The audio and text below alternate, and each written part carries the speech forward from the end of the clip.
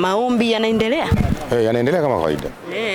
Mwaka umeanza mpya, umeanza vizuri? Mwaka umeanza vizuri sana sababu ni mwaka unaonekana kabisa utakuwa na mafanikio makubwa. Kwa nini? Ni dalili tu. Hata nyinyi mtapata hela sana mwaka huu. Na ambaye hana nyumba atakuwa na nyumba, ambaye hana gari atakuwa na gari. Amina. Alafu kumbuka Mungu anamtumia mtu yote. Mtu yote. Mtu yote. Haijalishi kwa njia gani. Alafu Mungu ana upendeleo. Kama aliyotokea. Kama aliyotokea. Mmeridhika lakini hata usiporidhika ndio mipango ya Mungu. Mungu iko hivi. Leo nilikuwa nahadisia hapa, kuna chombo nilikuwa naongea nacho asubuhi kwamba Cote d'Ivoire walichukua ubingwa na waliingia 16 bora kwenda robo finali kwa best loser. Na wakaiba na ubingwa. Kwa hiyo Mungu wenyewe anadai kwamba akili zake huwa hazichunguziki. Mawazo yetu si mawazo yake. Unaelewa? Mawazo yetu sisi ni ya kwetu na ya Mungu ni ya kwake. Wewe shangaa Stars ameenda kabuni. Kiajabu mtu ana pointi 2 na kaenda. Unapokata tamaa Mungu anafanya. Sasa kuna kitu ambacho Mungu anataka akiinue. Hata kiinua vipi? Ni pale kishukuto utashangaa Morocco. Simba Atlas wanafia nyumbani kwao. Ndio dunia itashangaa. Kama walivyoshangaza Senegal kumfunga Brazil, kumfunga Ufaransa kombe la dunia, na hii itakuja kushangaza wengi. Kwa hiyo Mungu kuna kitu anataka kufanya. Okay, sawa. Tuzungumze yale ambayo yametuleta leo hii bwana. Bila shaka uko poa, umeanza mwaka vizuri. Simba yako iko Zanzibar, kesho wana mchezo. Pale pengine tuambie mmejipangaje na unaionaje Simba yako, baadhi ya wachezaji pia wakiwa hawajasafiri na timu, maneno yamekuwa mengi? Kwa ujumla ni kwamba mwalimu mpya Simba Steve kuna kitu anataka kukifanya.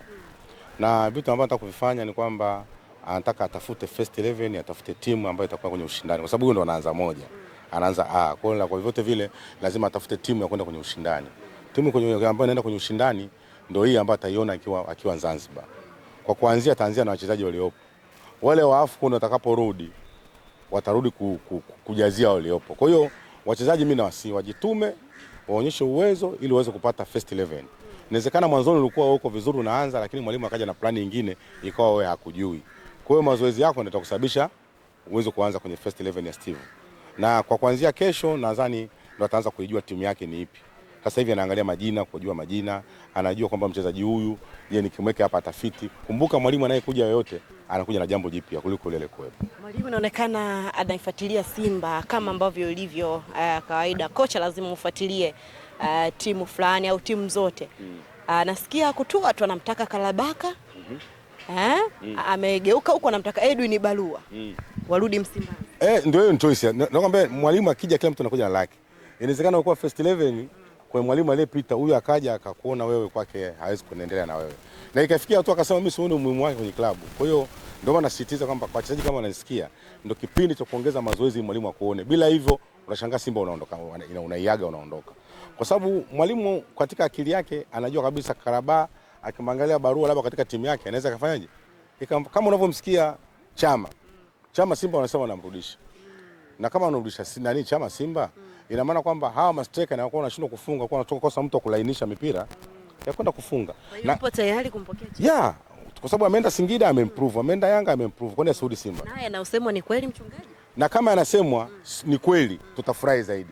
Kama anayosema sio kweli Simba afanye jihada. Mtafurahi zaidi jamani. Ndio tumemkosa mtu kama Chama wa kusababisha kulisha wenzake. Kwa steka ya Simba iko nakosa mtu kama Chama. Hiyo haipingiki. Kumbuka watu waliondoka Simba pale kwa matatizo. Kuna wengine waliondoka kwa nidhamu. Wengine waliondoka pale Simba kwa matatizo kwamba viwango vyao vimeshuka. Sasa inaonekana kwamba kiwango chake kimerudi katika hali yake. Kwa hiyo kitendo cha kurudi Simba, wana Simba watafurahi sana kumuona Chama akiwa tena Msimbazi. Okay, sawa. Chama akiwa Msimbazi, wana Simba watafurahi. Pamoja na yale yote yaliyotokea, mlimsema sana vibaya. Ndio inavyokuwa, sisi ni washabiki. Sema hana nafasi tena pale, pengo lake limezibwa. Sema shabiki wao mnajimaliza mchungaji. Shabiki usisome mtu kumwekea zamana. Anaongea asubuhi, saa 6 anaongea mengine. Saa 10 anaongea mengine. Kwa hiyo shabiki mumchukulie hivyo hivyo. Kwa hiyo leo walimsema vibaya Chama, anaporudi watu wanashangilia. Ndio kazi ya shabiki. Shabiki atakiwa wewe ana msimamo. Aonekane leo, mfano kwamba kuna ile mechi tulicheza hapo KMC. Wenyewe wanasema mechi ilikuwa mashabiki kwa mashabiki. Na tungeshangaa sana mechi ingeisha bila watu kususa. Kwa hiyo lazima isusiwe. Lazima isusiwe ndio washabiki hao. Na ubishi lazima uwepo. Ndio kazi ya washabiki. Kwa hiyo Shabiki yeye aliyokuambia kwamba nani Chama ameondoka ni sawa, namba yake imekavwa, amkuja mtu mwingine, huyo ndio shabiki sasa wa mpira. Kocha anakuja kusema hapana, hapa tunahitaji mtu kama Chama, tunahitaji mtu kama Edwin Barua, tunahitaji mtu kama Kalabaka, na wote wako timu nyingine. Ila kitu ambacho kinaumiza washabiki wa Simba ni Matola kuendelea kubaki. Na ndo nasikia kocha akasema kocha msaidizi kamteua, ana makocha wawili wasaidizi. Hiyo ndio shida nayo. Unajue shida ni nini mchungaji? Yaani shida kwa sababu makocha sasa hivi kila anayekuja anaondoka. Kila anayekuja anaondoka. Alafu shida inaonekana ni yeye. Alafu yeye anaenda kubaki. Kwani ina maana hakuna watu wengine wa kulipress hiyo nafasi. Ina maana kwamba kocha wasaidizi wako, wakina Boko wapo, wakina nani wapo. Nani? Boko wapo waje wachukue nafasi yake, lakini yeye tu. Ina maana wachezaji wote hamna nchi nzima mpaka yeye kila siku. Kwa hiyo angepisha mwalimu angekuja na benchi lingine. Lazima ampendekeze kwa sababu si ndo kamkuta. Lakini angemkuta Boko ingebidi ampendekeze aendelee naye. Kwa hiyo mimi kitu sijapenda kuendelea kuwepo. Tungetamani kuwa na kitu kipya zaidi. Unajua kuna vitu ndani ya Simba hatuwezi kuzungumza sasa hivi. Lakini ndani ya Simba kuna watu wanaifanya Simba kama ni ya mali yao. Hiyo kitu ni mbaya sana hiyo. Wanafanya Simba kama mali yao, hiyo kitu sio nzuri. Kwamba bila wao Simba haiwezi kwenda. Hapana. Kwenda kiumu Matola? Nasema wengi tu wanaifanya Simba kama ya kwao. Ndio maana safari nimeamua mimi mwenyewe kuchukua fomu ya kugombea wenyekiti. Pao na mabadiliko. Nitakumpindua Mangungu? Sijui, tutaenda kwenye kura. Atakayeshinda ndio atashika. Lakini na imani mimi nitakuwa chairman. Ngoja nikueleze kitu.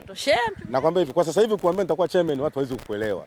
Lakini siku ya kura utakuta kura zimetosha. Kujua kuna vitu vingine, mentality ya watu kama zamani ilikuwa mwenyekiti wa Simba au Yanga lazima awe mzee. Sasa alipokuja mtu kama engineer kwamba haiwezekani mwenyekiti akawa mzee, ni vijana wanaweza kaendesha gurudumu. Wakashangaa kaja na makamu wake na Yanga imepiga hatua. Kwa hiyo tunataka Simba nayo iongozwe sasa hivi na vijana. Wazee watupishe, wamefanya mazuri sana, wabaki kama washauri. Sasa mchungaji, kwa mabadiliko hayo ambayo anahitaji Steve Baka. Anamhitaji Edwin Barua, anamhitaji Kalabaka, huku kuna Chama, kule kuna Aucho, naye anatajwa. Pengine unafikiri mko tayari kuona mabadiliko hayo? Maana wanavyoingia hao kuna watu inabidi watoke. Anatajwa Ahua kuuzwa. Bila bwana Mwigana nikiongea naye maneno yanakuwa mengi mpaka mimi nasahau. Sasa nishike lipi? Kwa sababu hapa nataka nisemee swala la fomu, kwamba fomu zitatoka muda si mrefu. Nagombea wenyekiti. Na wewe umeniingizia hilo. Swala hili niko serious, nagombea wenyekiti wa Simba na nitashinda, nitakuwa chairman wa Simba, nitaiongoza Simba. Limepita mchungaji. Nilikuwa nataka niweke msisitizo kwamba mchungaji anaenda kugombea. Yes, sio jokes, anaenda kugombea wenyekiti wa Simba. Kwa hiyo watu wakae tension. Na mimi na imani nitakuwa mwenyekiti wa Simba. Kwenda kuchuana na Mangungu. Kama Mangungu atagombea nitakuwa naye. Yote atakayegombea nitakuwa naye. Nimelisema mapema ili watu wajue.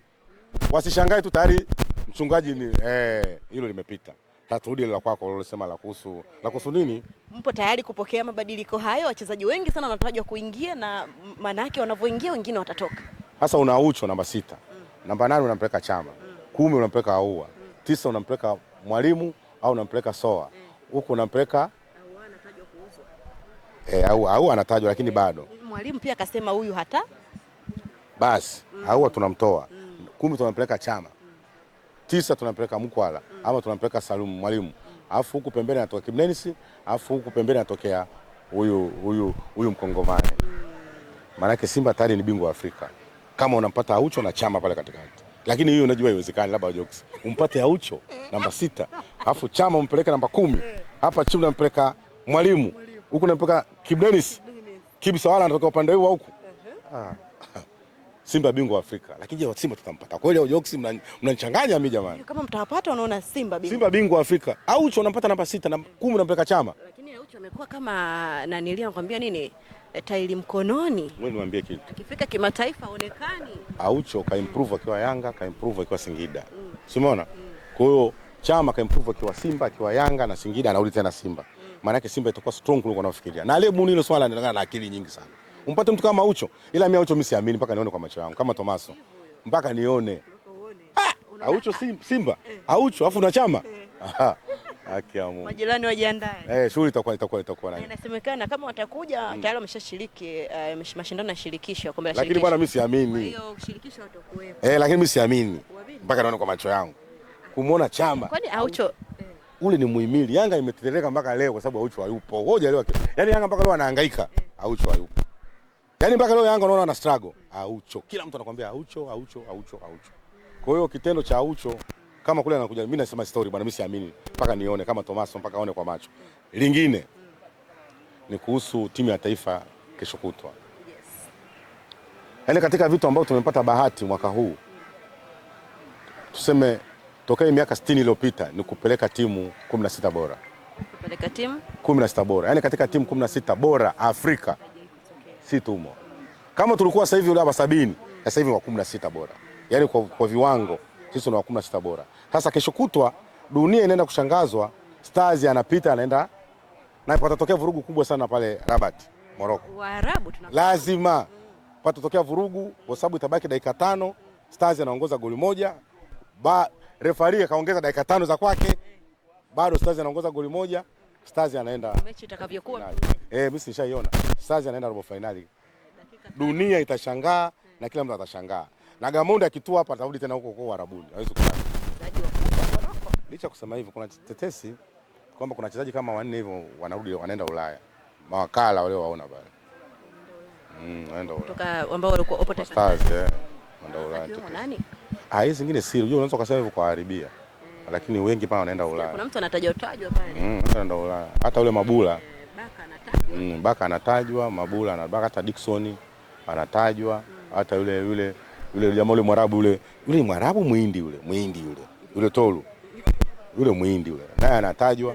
Kwa hata kama alipo Ulaya ataenda kwenye timu nyingine ili mambo yawe mazuri zaidi. Sasa mchungaji, hili swala linaniumiza sana. Linakuumiza ugombe kwenye kitu. Hilo ndio watu hata juzi nasikia watu halali. Wanapata beza chini. Kwa sababu nguvu nayo ingia nayo si mchezo. Na mimi nyuma na watu.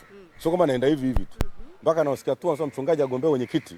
Ni kwamba nyuma na watu ambao wananiunga mkono kwenda kugombea. Unajua kuna watu sasa hivi hapo watasema yaani watakuwa kama wanabeza. Wewe beza. Nikupe mfano. Marehemu Magufuli ambaye kusema mimi nitakuwa rais wa nchi, watu wakasema wapi? Haiwezekani, watu wakacheka. Kwa hiyo unaona unasema hii inawezekana. Ndio mimi naenda kwa president. Watashangaza wengi. Na watashangaa kweli. Kwa mara ya kwanza shabiki ambaye alikuwa kawaida anakuja kuwa mwenyekiti. Na ndio vitu vinavyotakiwa hivyo. Una uchungu na timu. Kumbuka ile Simba haina mwenyewe. Unajua watu wanafia Simba ile ina watu. Ile Simba haina mwenyewe. Yoyote ambaye anastahili kwa kiongozi anatakiwa stahili. Mimi muundo wa Yanga naupenda sana. Muundo wa Yanga Afrika. Kwa nini unakushawishi vipi? Wazee zamani ilikuwa uwe mwenyekiti lazima uwe mzee kwanza. Katibu, mweka hazina lazima uwe mzee. Lakini mapinduzi yaliyofanyika kupitia engineer. Mimi napendaga mtu ambaye anafanya kitu ambacho kinaonekana. Siangalie kwa sababu ni Simba au ni Yanga. Kitu kilichofanyika Yanga Afrika ni jambo zuri sana. Ambao inabidi tuige. Kuiga sio kubaya. Unaiga uongozi wa Yanga Afrika unaopeleka Simba. Hao viongozi washindane na kina nani? Na kina engineer. Sasa unashindana na watu ambao maono yao yanafikia mwisho. Na watu wanaanza moja. Mnajua, mnalalamika wewe lakini mnajua kinachowaponza ni nini. Mnahitaji. Ukweli waga utakiwagi sana. Ila watu wanapenda sana uongo. Ukweli waga utakiwi. Ule muundo ule kwa Yanga ule kuanzia mpaka msemaji ule ndio ungekopiwa upelekwe Simba pale pap. Sasa hawa watu wagombanishe hawa. Yanga anakufa, yani atafungwa kuliko unavyofikiria.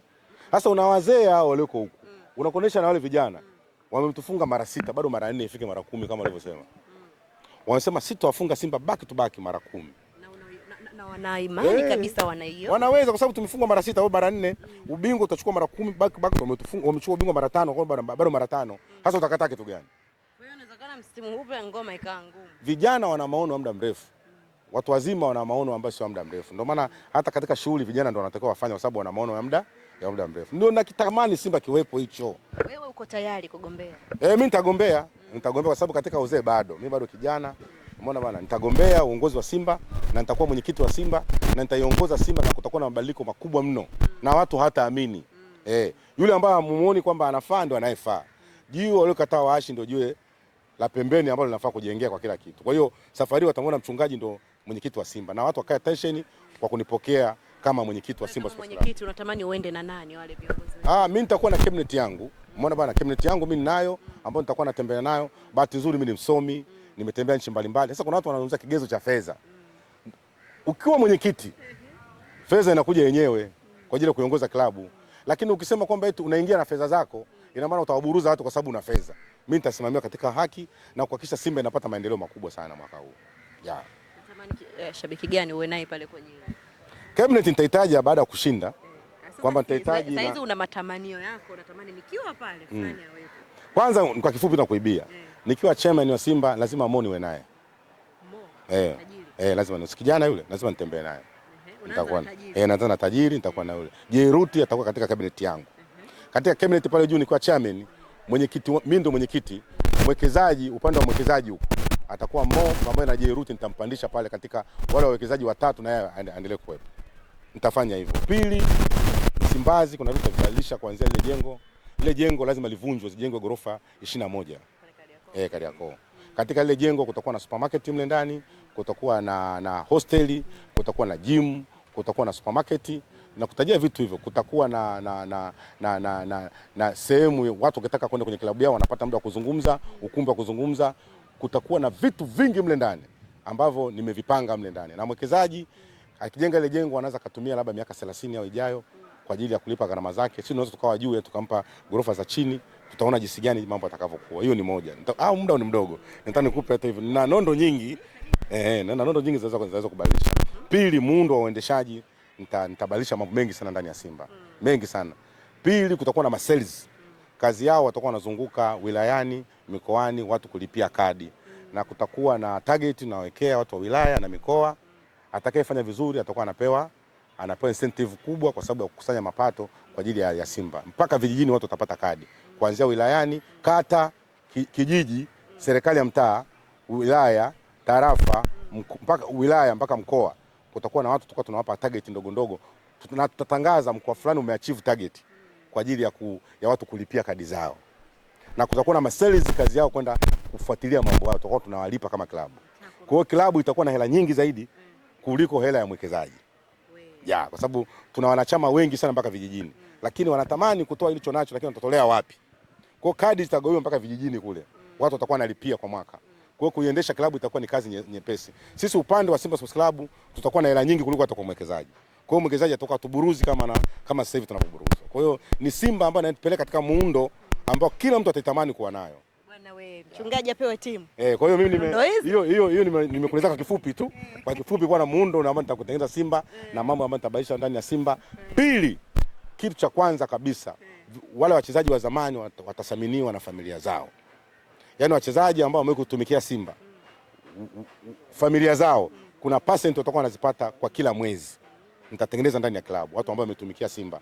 Na viongozi ambao walipita ndani ya Simba, ambao walifanya mazuri ndani ya Simba, kuna percent watakuwa wanaipata kwa ajili ya mchango ambao walitumikia Simba Sports Club. Kwa hiyo kuna mambo mengi ambayo nimeyapanga kwenda kuiendesha Simba katika mambo ya kisasa zaidi. Pili, nitakaribisha wawekezaji zaidi ya Mo. Watakuwa wamesema zaidi watatu, lakini naomba tutatengeneza wafike hata 5. Ili Simba klabu iwe na nguvu zaidi kulipo ilivyo sasa hivi. Kwa hiyo kuna mabadiliko makubwa sana tutayafanya ndani ya klabu. Kuna mageuzi nitayafanya makubwa mno. Hichi kichwa kina akili sana. Kama niliweza kuandaa shindano dogo la juzi na mashindano haya ya Simba na Yanga. Na ukapigwa. Na mimi niko nimewachia lakini nikasema idea yangu imefanya nini? Idea imefanya kazi. Nikamwambia wagombane kwa sababu wana shida hela, ngoja wagombane huko. Idea ndogo nikaifanya na ikafanikiwa. Je, kuendesha klabu kama Simba si kazi nyepesi tu. Hiyo tu nimeonyesha kwamba naweza. Nikawakusanya washabiki si wa Simba tu. Wa Namungo, wa Yanga, wa Simba, nikaweka sehemu hii moja na game ikachezwa na watu wakaenjoy. Sasa kuiongoza Simba ni kitu gani? Kwa hiyo mimi nasema mimi na kitu kikubwa na najijua kitu gani naenda kukifanya na Simba jinsi ya kuiendeleza. Msimwangalie mtu kwa mtazamo wa kitu fulani. Muangalie mtu maono yake yakoje. Maono ndio yanasababisha kitu kubadilika kuliko kile tunachokiona leo. Kwa hiyo Simba naenda kuigeuza, wakinikubali kwa mwenyekiti wao nitaigeuza Simba na kila mtu ataikubali. Na muundo huu unajua hata Yanga atauiga. Ndio maana kuna nondo nyingi sitaki kusema, ziko 16 ambazo naenda kukubali. 16. Hapa nimeweka 2 tu, ziko 16 ambazo itashangaza dunia. Tuna mtaji wa watu. Kwani mtaji hautumiki? Shida ni nini? Na watu wanaipenda klabu yao mpaka wanalia. Kwa hiyo ukimwambia fanya hivi anafanya. Shida ni nini? Wanashindwa watu. Kwa hiyo nawakaribisha sana watu waniunge mkono kuwa mwenyekiti wa Simba Sports Club. Shukrani sana bwana. Mungu awabariki sana.